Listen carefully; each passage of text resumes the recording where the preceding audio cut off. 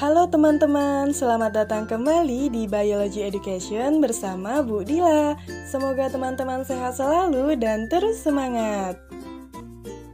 Pada kesempatan kali ini, kita akan belajar mengenai reproduksi virus. Tentu teman-teman tidak asing bukan dengan kata virus? Nah, sebelum membahas lebih lanjut, Bu Dila mau menyampaikan capaian dan tujuan pembelajaran pada materi virus.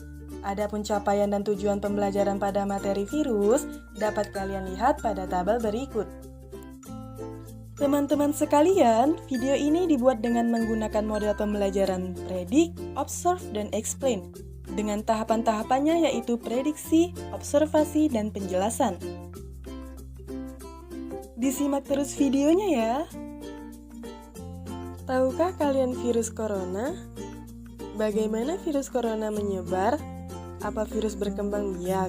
Bagaimana caranya? Apa virus memiliki alat kelamin? Nah, untuk menjawab pertanyaan-pertanyaan itu, silakan teman-teman membuat prediksi terlebih dahulu. Baiklah, setelah teman-teman prediksikan, mari kita simak video berikut ini. Jika virus corona masuk ke tubuh kita lewat percikan batuk atau bersin orang yang positif baik secara langsung atau waktu kita nyentuh benda yang udah kena percikannya dan gak cuci tangan setelahnya, kalau udah gitu, si virus masuk lewat saluran pernafasan dan bergerak terus menuju sasaran utamanya, paru-paru. Disinilah virus yang punya 3 bagian utama ini mulai bekerja. Pertama-tama, paku protein corona ini akan nempel di paru-paru dan organ-organ lain yang selnya kaya akan protein ini, protein ACE2. Kalau tubuh kita ibarat rumah dan virus corona itu perampok, ACE2 itu ibarat gagang pintu rumah kita. Begitu udah nempel, perlahan tapi pasti virus ini akan ngedorong masuk ke dalam sel kita. Dan begitu berhasil masuk, barulah aksi sebenarnya dimulai. Di fase ini, tubuh virus corona akan membuka dan RNA pun terbebas. Dia akan membajak RNA sel untuk menduplikasi RNA-nya sendiri, kemudian mereplika diri dengan cepat. Sel yang udah terinfeksi dan dihack ini selanjutnya akan terprogram untuk bunuh diri dan melepaskan jutaan virus corona yang siap menginfeksi dan ngehack sel-sel sehat lainnya.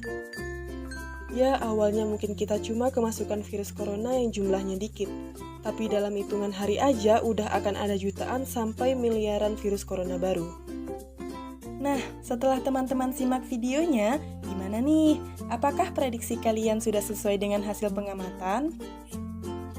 Agar lebih memahaminya, mari kita ulas bersama. Tubuh virus sangat sederhana dan tidak memiliki perangkat untuk bereproduksi secara mandiri. Karena strukturnya yang sangat sederhana, virus memerlukan sel hidup atau sel inang untuk bereproduksi. Reproduksi virus berlangsung dengan proses replikasi, yaitu protein-protein kapsid dan asam nukleatnya memperbanyak diri di dalam sel inang. Virus dapat bereproduksi dengan cara siklus litik atau siklus lisogenik. Siklus litik adalah siklus replikasi genom virus yang pada akhirnya menyebabkan kematian sel inang. Siklus lisogenik adalah siklus replikasi genom virus tanpa merusak sel inang. Tahap pertama dalam siklus litik adalah tahap penempelan atau disebut juga tahap adsorpsi. Serabut ekor yang berada pada ujung ekor faga menempel pada reseptor spesifik di permukaan dinding sel bakteri. Tahap kedua adalah penetrasi, di mana enzim lisozim yang berada di ujung serabut ekor akan mendegradasi sebagian kecil dinding sel bakteri dan membentuk suatu lubang pada dinding sel. Materi genetik berupa DNA atau RNA yang berada di bagian kepala faga diinjeksikan ke dalam sitoplasma sel bakteri. Tahap ketiga adalah replikasi, di mana pada virus DNA diawali dengan DNA faga yang ditranskrip oleh enzim polimerase bakteri menjadi mRNA. Dan kemudian ditranslasi membentuk bagian tubuh virus yang berupa protein faga. Namun pada virus RNA, karena RNA tidak bisa menguasai biosintesis sel inang, maka RNA harus diubah atau diterjemahkan menjadi DNA terlebih dahulu dengan menggunakan bantuan enzim RNA reverse transkriptase. Baru setelahnya bisa menguasai biosintesis sel inang. Dan DNA faga juga menjadi template pembentukan mRNA. Bersamaan dengan tahapan ini terjadi penggandaan DNA faga dan pembuatan protein struktur faga lainnya. Tahap keempat adalah perakitan atau assembly. Saat terjadinya tahap perakitan, DNA faga dikemas dalam struktur kepala faga dan bergabung menjadi satu dengan struktur faga yang lain, seperti bagian leher dan ekor. Setiap struktur faga bergabung menjadi satu untuk membentuk satu faga baru yang utuh. Tahap kelima adalah lisis, yang ditandai dengan diinduksinya sintesis enzim lisozim oleh faga yang telah matang.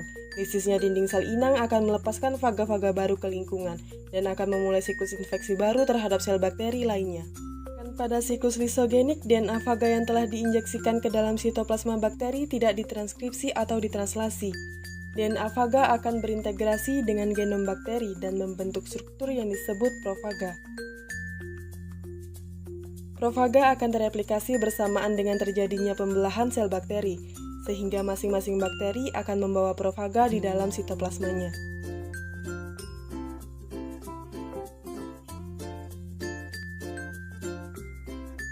DNA virus dalam struktur profaga sewaktu-waktu dapat terinduksi, sehingga memisahkan diri dari DNA sel inang, dan selanjutnya masuk ke dalam tahap replikasi sikositik.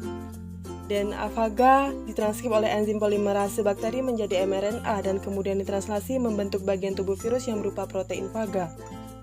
Kemudian DNA faga direplikasi untuk partikel faga lainnya, dan DNA faga juga menjadi template pembentukan mRNA.